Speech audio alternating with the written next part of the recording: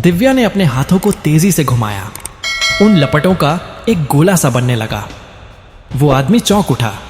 उसने एकदम से कहा, नहीं नहीं नहीं। उसके कहते कहते ही दिव्या ने उस गोले को ऊपर आकाश में फेंक दिया। उस आदमी और उसके पीछे खड़े उन दोनों ने भी आकाश की तरफ देखा। वो गोला आकाश में जाकर फट गया और इतने जोर से फटा कि मानो भूकंप आ गया हो। सारी धरती एक बार जोर से कांप उठी। दिव्या के सारे शरीर में वैसी ही हरी लपटें निकल रही थीं। उसने सामने देखा और कहा, 21 वर्षों तक मेरी शक्तियां उस बच्चे की सदा रक्षा करेंगी। तुम उसे छू भी नहीं पाओगे, कभी भी नहीं। और जब 21 वर्ष बीतेंगे तो वो बच्ची स्वयं इस योग्य की हो जाएगी कि तुम्हारे कुल को समाप्त कर सके। वो आदमी गुस्से में दिव्या की तरफ बढ़ा ही था कि अचानक से दिव्या ने एकदम से अपने हाथ आगे किया। एक हरी रोशनी एकदम से उस आदमी के सीने में जा घुसी। वो आदमी लड़खड़ा गया और एक घुटने के बल जा गिरा। उसने अपनी तलवार जमीन पर गड़ा दी। दिव्या ने आंखें बंद कर लीं। उसकी आंखों से आंसू बहने लगे। उसने कहा, हमें क्षमा करना। और इतना कहकर उसने अपने सीने पर हाथ रखे और फिर आंखें बंद करके ही नीचे खाई में जा गिरी। पीछे खड़े दोनों आदमी चौंक उठे। वो तलवार वाला आदमी उठ खड़ा हुआ। उसने आगे बढ़कर नीचे खाई की तरफ देखा और फिर उसने सिर हिलाकर कहा, मूर्ख। और इतना कहकर वो पलटा और आगे चला गया। वो दोनों आदमी भी उसके पीछे चले गए। चलते चलते उनकी रोशनियां बनी और वो आसमान की तरफ उड़ गईं। अगली सुबह उस पुजारी के घर पर जोरदार बहस हो रही थी। पुजारी ने सामने खड़ी औरत से कहा, मेरी बात सुनो शालिनी। दिव्या ने पूरे विश्वास के साथ इस बच्ची को सौंपा है और तुम चाहती हो कि मैं इस बच्ची को छोड़ दूं। तुम भी जानती हो, जब तक हालात सुधर नहीं जाते गुरुजी इस बच्ची को लेने नहीं आ सकते। शालिनी ने कहा, मैं कुछ नहीं जानती। मैं सिर्फ इतना जानती हूं कि इस मनहूस को मैं अपने घर में नहीं रखूंगी। जैसी माँ वैसी बेटी। अरे जो कुछ भी हो रहा है इसी बच्ची की वजह से तो हो रहा है। पुजारी ने एकदम से कहा, शालिनी, वो सिर्फ 1 साल की नन्ही सी बच्ची है। तुम उसे ऐसे कैसे मनहूस कह सकती हो? कुछ तो सोच समझ कर कहा करो। आखिर उस बेचारी बच्ची की क्या गलती? शालिनी ने तलखी के साथ कहा, बेचारी बच्ची की क्या गलती? अरे माँ बाप को खा गई, पूरे कुल का विनाश कर गई और कह रहे हो बेचारी बच्ची की क्या गलती? एक बार को मैं उस पागल भिखारिन को पाल लूंगी, मगर इस लड़की को कभी नहीं। समझे तुम? इसे छोड़कर आओ कहीं। पुजारी ने कहा, कहां छोड़ आऊं इस नन्ही सी बच्ची को? बताओ तुम। शालिनी ने कहा, जहां मर्जी छोड़ो।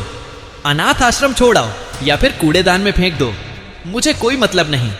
ये मुझे अपने घर में नहीं चाहिए। बस हो गया फैसला। इतना कहकर शालिनी जोर जोर से बर्तन पटकने लगी। ये बहस चल ही रही थी कि तभी एक भिखारिन सी दिखने वाली औरत वहां पर आई। उसके बाल बुरी तरह से बिखरे हुए थे और पूरे शरीर पर मैल जमा हुआ था। वो वहां एक कटोरे में रखे खाने की तरफ बढ़ी। वो चावल को अपनी मुट्ठी में भर भर कर खाने लगी। उसके पूरे चेहरे पर चावल लग गए। अचानक से खाते खाते उसकी नजर सामने पड़ी। वहां पर सफेद कपड़ों में वो लिपटी बच्ची उसकी तरफ देख रही थी। भिखारिन खाते खाते रुक गई। उसने कटोरा रखा और उस बच्ची के पास जाकर बैठ गई। वो बच्ची उसी की तरफ देख रही थी। भिखारिन ने एकदम से अपने हाथ झाड़े और फिर इधर उधर देखा। वहां पर कोई भी नहीं था। भिखारिन ने उस बच्ची को उठाया और चुपके से वहां से जाने लगी। रसोई की खिड़की के सामने खड़ी हुई शालिनी की सब्जी को कड़छी चलाती हुई कुछ बड़बड़ा रही थी कि अचानक उसकी नजर उस भिखारिन पर पड़ी जो बच्ची को छिपाते हुए वहां से लेकर जा रही थी। शालिनी चौंक उठी और उसने कुछ कहना चाहा कि तभी रुक गई। उसके चेहरे पर एक कुटिल मुस्कान तैर गई। अचानक से उस बच्ची की नजर घूमी और मुस्कुराती हुई शालिनी पर पड़ी। उस बच्ची की पुतलियां लाल हो उठीं और उनमें आग चमक उठी। इसी के साथ शालिनी के सामने जल रही गैस से आग भड़क गई और खिड़की पर लगे पर्दे में आग लग गई। शालिनी चीख पड़ी। उसने एकदम से गैस बंद कर दी और पानी फेंकने लगी। पूरी सब्जी में भी पानी पड़ गया। बच्ची ने अपना चेहरा घुमा लिया और उसके चेहरे पर भी वही कुटिल मुस्कान आ गई। वो भिखारिन शहर की सड़कों पर उस बच्ची को लेकर भटक रही थी। हाईवे पर तेजी से कारें आ जा रही थीं। अचानक से उस भिखारिन को पता नहीं क्या सूझा, वो बच्ची को लेकर सड़क के बीचों बीच आ गई। कारें जोर जोर से हॉर्न बजाने लगीं। उस भिखारिन ने कड़ी धूप के बीच उस बच्ची को तपती हुई सड़क पर रख दिया। गाड़ियां आ जा रही थीं। वो भिखारिन जोर जोर से तालियां बजाने लगी। उसने फिर एकदम से पलटकर उस बच्ची का लॉकेट खोल लिया और उससे लेकर जाने ही लगी थी कि एक ट्रक तेजी से आया और भिखारिन को टक्कर मार गया। भिखारिन का शरीर हवा में उछला और उसके हाथ से वो लॉकेट छूटकर बच्ची के ऊपर जा गिरा। भिखारिन सड़क के दूसरी तरफ जा गिरी और उसके नीचे से खून निकलने लगा। अचानक से उस बच्ची के पास भी एक कार तेजी से आने लगी। एक औरत ने यह देखा और फिर वो जोर से चीख पड़ी। बच्ची ने अपनी गर्दन उस ओर करके अपने पास आती कार की तरफ देखा। अचानक से दोबारा उसकी आंखों में आग चमकी और अचानक से कार का टायर फट गया। कार एकदम से उसकी 1 इंच के फासले से घूम गई और जाकर फुटपाथ पर रखे ट्रैश कैन से टकरा गई। उस औरत ने हैरानी से सब देखा। कारें एकदम से सारी खड़ी हो गईं। वो बच्ची किलकारियां मारने लगी। वो औरत तेजी से गई और उसने उस बच्ची को उठाकर अपने सीने से लगा लिया। वो बच्ची सबकी तरफ देख रही थी।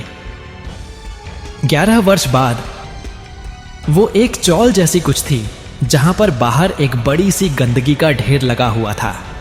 वहां पर कुछ बच्चे खेल रहे थे और औरतें पानी भरने के साथ अपनी सास बहू की चुगली का आनंद ले रही थीं। उस चौल की दूसरी मंजिल के एक घर का दरवाजा खुला और एक 12 साल की बच्ची एक किताब पढ़ते हुए सामने देखने लगी। एक आदमी लड़खड़ाते हुए अंदर आया। उसे देखते ही लग रहा था कि उसने ढेर सारी पी रखी है।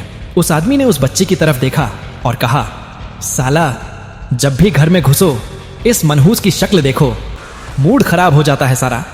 इतना कहकर उसने उस लड़की से कहा, अंदर जा और जब तक मैं यहां पर हूं बाहर मत आना। बच्ची ने कुछ नहीं कहा और चुपचाप अंदर चली गई। उस आदमी ने कहा, अबे ओ मनहूस, खाने के लिए कुछ है या वो भी खा गई? बच्ची पलट गई। उसने कुछ नहीं कहा और उस आदमी को देखने लगी। उसके देखते देखते ही उस आदमी ने पानी का जग उस बच्ची की ओर दे मारा। बच्ची चौंक उठी। आदमी ने चीखते हुए कहा, कितनी बार कहा है कि कुछ कहूं तो जवाब दिया कर, समझ नहीं आता है तुझे? इतना कहकर उसने सामने देखा जहां एक औरत की तस्वीर लगी। आगे कहानी क्या मोड़ लेगी, ये जानने के लिए पंच शक्ति का भाग 3 देखें। कहानी अच्छा लगे तो लाइक, सब्सक्राइब और कमेंट जरूर करें।